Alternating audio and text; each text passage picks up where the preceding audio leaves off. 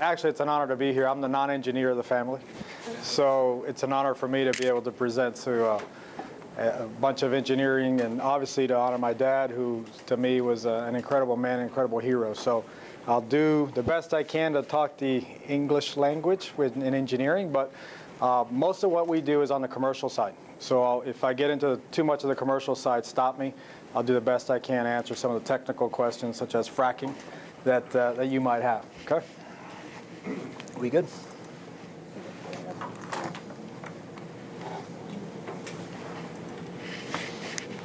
All right, so what we're going to do, NextEra is a company name. We started about, Ramon, 3-4 years ago. We used to be called FPL Group. But as we began to diversify more and more outside the state, the name NextEra, I'm not even sure how much we paid to have someone come up with this incredible name, right? But that's the name the consultants came up with. And it's actually doing fairly well. As a matter of fact, I think it's trading today, even though the market was down significantly. I think our stock held up fairly well today. It's at about 79. So this is the company. These numbers are a little bit dated. Actually, today we're at about 33 billion in market cap. So the company has grown significantly. The beautiful thing here is that most of this growth has been organic. I mean, we have bought a number of assets, but for the most part, we haven't had any major acquisitions. We did have some attempted acquisitions with Entergy, Constellation, and some other entities, but for the most part, the acquisitions that we have been really assets. So we bought a few nuclear plants, and we'll talk a little bit about that. And as you can see, there's about $62 billion in assets, about 4.6 million customers in the state of Florida. And then on the NextEra side, we have been predominantly building a lot of wind and taking advantage of the production tax credits, which almost expired this year. But actually, the House and the Senate were able to come together and extend the production tax credits. So on Florida, what you see here is basically we go all the way to Jacksonville. It's about 4.6 million customers, and that's about 52% of the state. Now, what's misleading is that you'll see oil on some of these. Basically, the only oil that we use, and we have reduced our oil consumption by 98%. 98%. So the only oil that we have in this company right now is backup oil in the event of a curtailment in natural gas pipelines.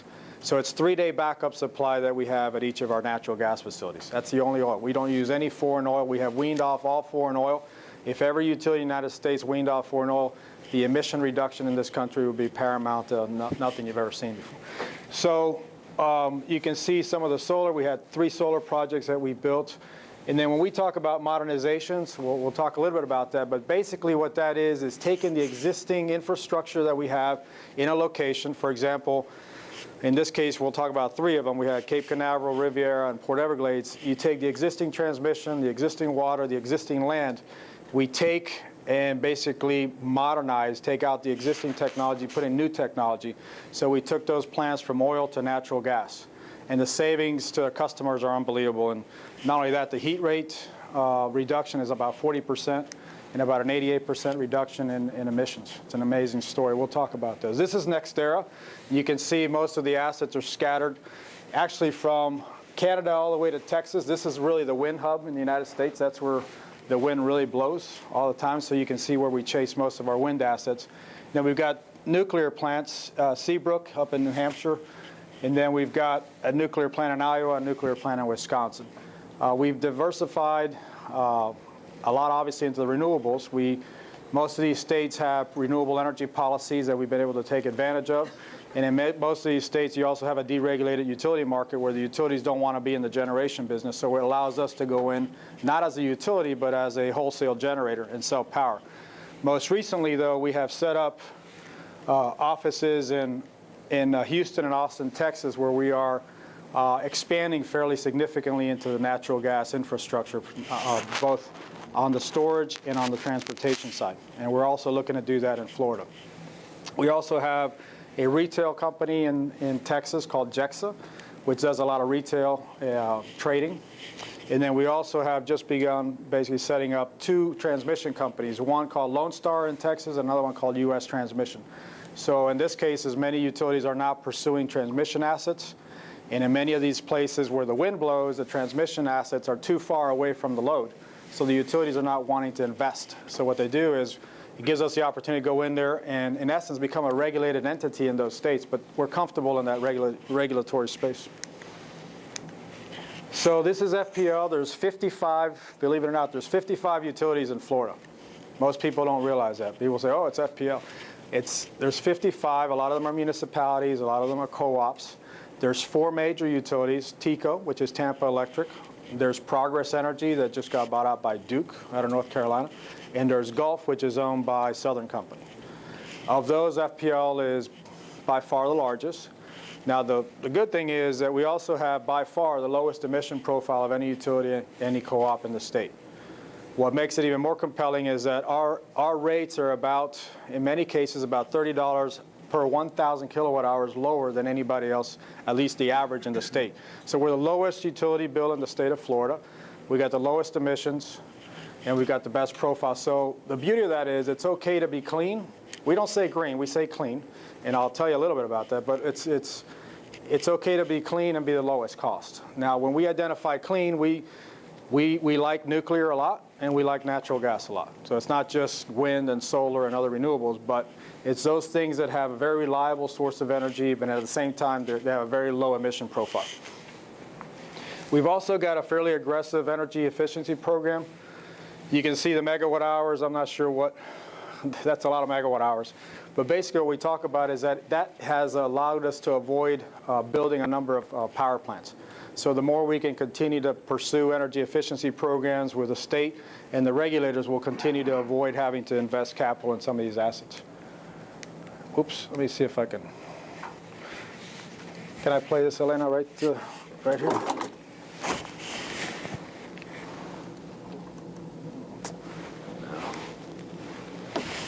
I'm trying to get this video. I don't know, you had the magic earlier. This is a new campaign. FPL has never been very aggressive when it comes to campaign marketing and being out in the public. And we've got a dynamic new president, Eric Szilagyi. We had a lot of new changes at FPL on top. And what we've been doing is beginning to promote our story. And we have a fairly good story. So this is what you're going to be seeing on TV now. The sun is shining. The energy's high. And here at FPL, we can't wait to get started, because today we get to make a difference. Today, we get to help take on the day and make changes for the better. Because for us, it's not about doing what's convenient. It's about doing what's right. A promise that all of us are dedicated to every day. Working around the clock to be there when we're needed just a little, and to be there when we're needed the most. That's why we're reducing our dependence on foreign oil, making the grid stronger and smarter, tearing down inefficient plants, and building cleaner, more efficient ones that run on US-produced natural gas. All to keep bringing you the most reliable energy and the lowest bill in the state. At FPL, we're changing Florida's energy today to create a better tomorrow for all of us. At FPL, we're changing the current. That's our new thing, changing the current. So it's pretty cool. That's a 30-second version. There's also a 60-second version, so I figured I'd spare you 30 seconds. But we're real proud of what's going on here. We obviously we're growing a lot, but by the same token, we're through our investments, we've been able to keep our costs down as the lowest cost. And what's interesting about that is, second to, I think, GE, FPL actually had some of the largest capital infusions over the last decade. We've invested over $10 billion while the economy has been in a very poor state. So it's allowed us to basically tell the story that investing capital in new technology and future technology is what allowed us to keep our costs down. And the no-brainer of that is, in this case, for example, we invested a lot in clean natural gas plants, which saves our customers for each plant about $500 million over the life of these assets in an NPV basis. So we're continuing to invest. We believe in continuing to be aggressive on the investment side. And what makes sense is, as long as we continue to invest in prudent investment, it keeps the cost of our consumers low. Now, we've really been the only company in the state that's been doing these investments. TECO hasn't, Southern hasn't, and now what you're seeing is TECO has issues with their coal plants. They're going to have to, eliminate some of this stuff. Progress has issues with coal plants, so they're looking to get into the whole natural gas phenomenon. So we wish them well. Okay, Elena, there you go. So this is a lot of debate about the cost of fuel and what's going on in this country. What's interesting about this graph is that most people give, especially the media, give nuclear a very bad name. But when you take a look at the cost of nuclear over the life of a project, this is on a levelized cost of electricity. So it's basically you're NPVing the cost over 30 years. That factors in the capital investment as well as the fuel. So the beauty of nuclear is, yes, it's a very exhaustive, very expensive process to actually get sited, permitted. You spend about $150 million just on the application. The federal government charges you $150 million just on the nuclear application. And then it's about a 10-year process to get yourself licensed and ready to go. With a lot of opposition, as we've been facing in South Miami. We've had a lot of issues related to the transmission corridor. But when you look at it purely on the economics, you can see nuclear still makes a lot of sense.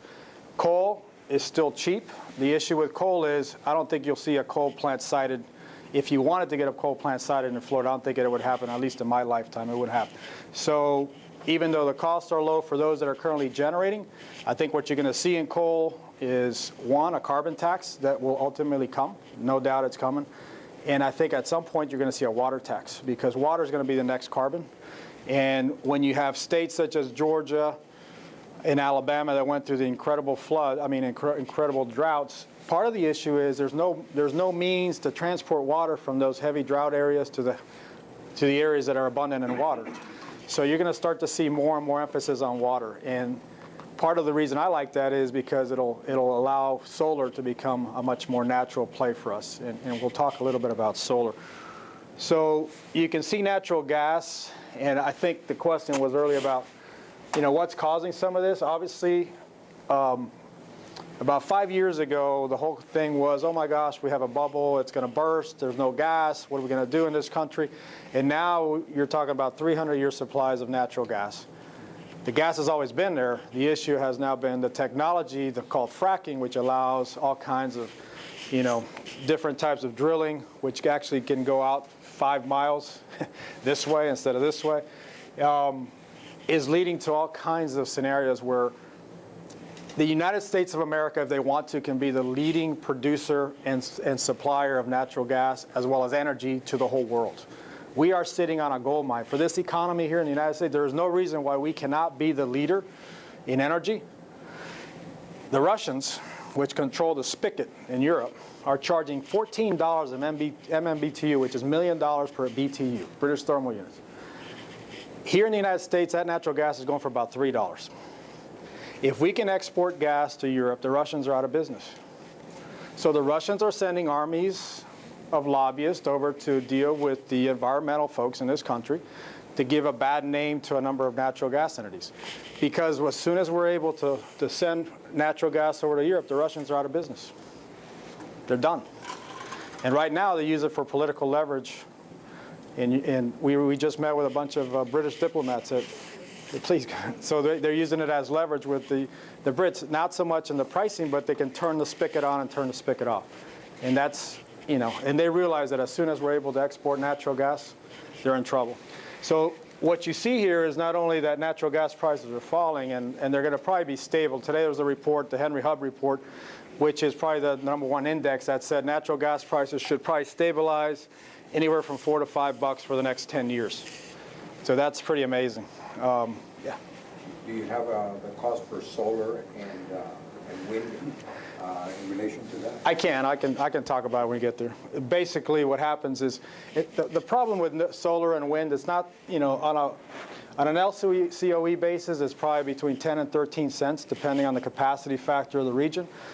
The issue is because of the intermittency, you can't dispatch solar. So when our system guys, and Ramon knows it better than anybody else, when the system guys say, can you provide solar to me on whatever, November 23rd of this year, I can't do that. I can't, because it might be a cloudy day, it might be a rainy day, whereby nuclear, coal, natural gas is a firm, reliable power, and it has what they call capacity value. So when you buy and sell electricity, it's two factors. One is energy.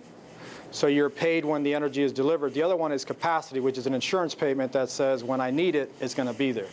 And solar doesn't have a capacity value today. In some parts of Arizona and California, they're actually doing that because it's in a desert climate and there's more predictability. But here in Florida, there's just too much cloud coverage. Okay, so here's what's going on at FPL. So at FPL, I got great news and I got some not so great news. The good news is we've been able to keep the rates low. Your rates today are actually lower than they were 10 years ago.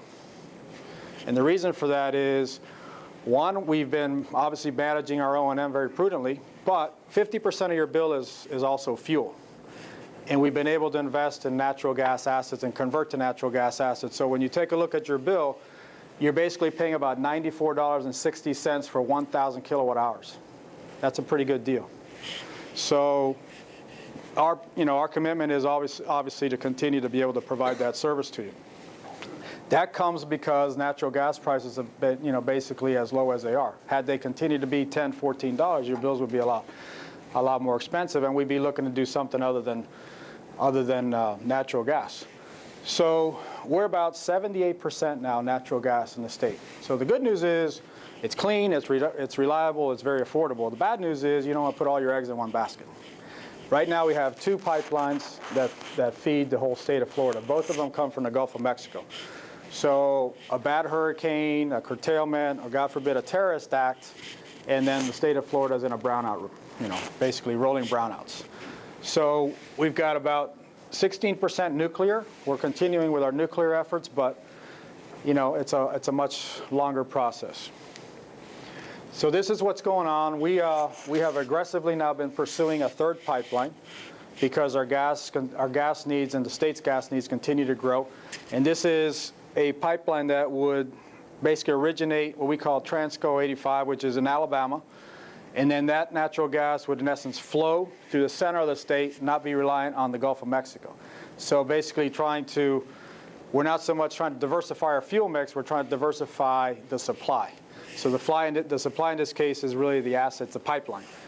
And we're pushing hard. Right now we're in the middle of an RFP. We're evaluating. We should be awarding an RFP sometime in June or July. And this is where you can see, somebody's got the pointer, I got the pointer, right? But you see at Transco 85 in Alabama, that blue line would be the pipeline. And it would serve up to a hub in Orlando. Our interest is to basically take that hub from here to here. And anybody else can manage or own the other hub. But it won't just service FPL, it'll service other utilities in the state of Florida. So the beauty of this, it also creates an enormous amount of economic development for the state. It's bazillions of dollars in taxes and obviously a lot of jobs and job creation. So it's a heck of an economic development play also. So I think we've covered some of this, but obviously the benefits here, the more you can increase natural supply. Florida is not an indigenous natural gas, doesn't have indigenous coal, doesn't have indigenous oil. The only thing we really have here is the sun. So we are constantly paying other states to supply. We are the largest purchaser and consumer of natural gas in the United States. We FPL, not NextEra, FPL. We purchase about $5 billion every year of natural gas. Not one penny stays in the state of Florida. So it all goes to Texas. Rick Perry's very happy. It goes to Louisiana. Bobby Jindal's very happy. We just had Rick Perry here with Rick Scott talking about, kind of jostling back and forth on the economics. Texas has the #1 economy. Florida has now moved up to the number 3 economy. So when the media tells you all the bad things about Florida, let me tell you, Florida is actually doing very well. Our 4th graders here in the state of Florida just ranked #1 in the United States, #2 in the world, second to Finland. So there's a lot of very positive things going here on the economic side. Florida is open for business now. We've got a heck of a tremendous story on the unemployment. When the governor took office, it was, I think, 12.4% unemployment. We're down to 7.6. So it's a great story. And we're continuing to grow.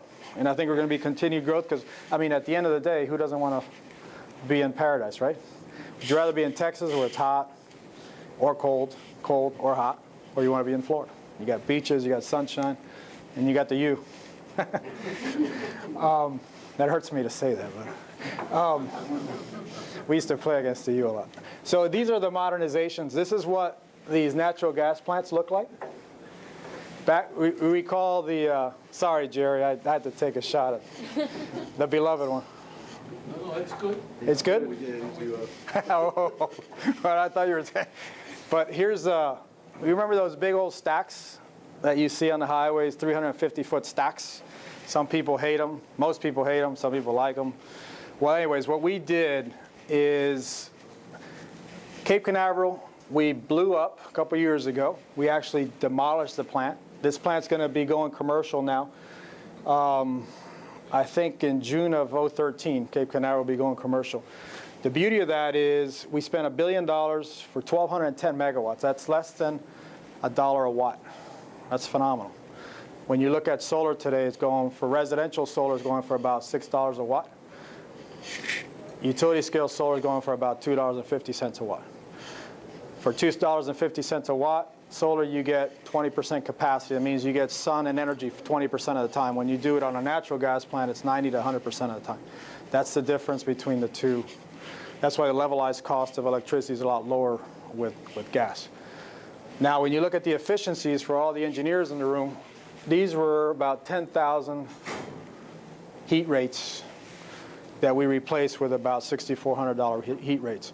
What that means is you're burning about 33% less gas in this case, which is about a $500 to $700 million savings over the life of the asset to your customers.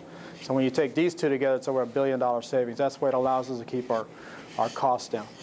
And then the in-service dates, I'll show you the demolition of Riviera, but this is what Riviera is going to look like. And keep in mind, though, each of these projects also generates a tremendous amount of tax benefits to each of these cities and counties. Riviera alone is $20 million of tax benefits the first year. Libraries, schools, police departments, fire departments, right? So it's an incredible way in a down economy to invest a lot of capital, put a lot of people to work, and at the same time save the consumer money. So it's a great story. Will this just press it and it'll go, or? This is our boom. This is I got paid to blow up plants last year. It was a lot of fun. So this actually takes 7.1 seconds.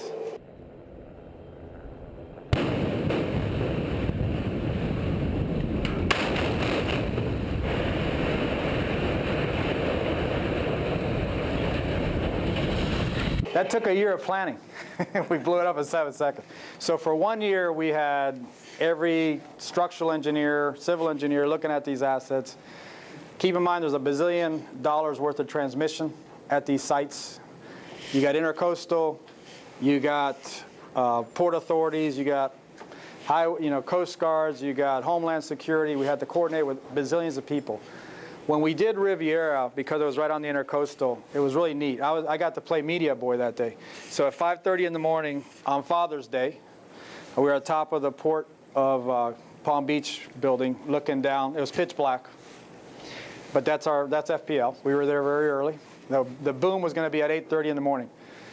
At 6:30, I could look at Peanut Island across, and people were camping in their tents, just waking up. The media got there about 6, and every 5 minutes they would ask you, what's going on now? Nothing. There's nothing going on now, right? This went on for about 2.5 hours till we actually blew up the thing. When you looked on the intercoastal, there was over 1,000 boats all over the intercoastal taking a look at this. And it's all over the YouTube. It's really cool. But with the beauty of it, we got to blow up 2 of these in 1 year. The week before we blew up Riviera, there was a horrific accident up in Ohio where they were blowing up something, and it started to come back. So you see all these little kids, school buses, everybody's running. Everybody's running away from the video. So we're like, this went up to our top management. Now, we're 1 week away, but they finally decided that's okay, let's have confidence, and thank God everything went right. Come this July, we're going to do this at Port Everglades. A little more challenging because Port Everglades has 4 stacks. And if you see these 2 stacks here, they're significantly thicker than the other 2. Now, Port Everglades has an airport. It's got a port. It's got everything you can imagine. So it's going to be a little challenging, but pretty confident. Now, what's amazing about this, too, is look at this heat rate. From the 6440, which was unprecedented, now it's going to be down to 6330. These are Siemens technology, Siemens turbines. German company. So the beauty of this is continuing to get better and better. The good news for us as consumers is that it also makes our electricity price even cheaper.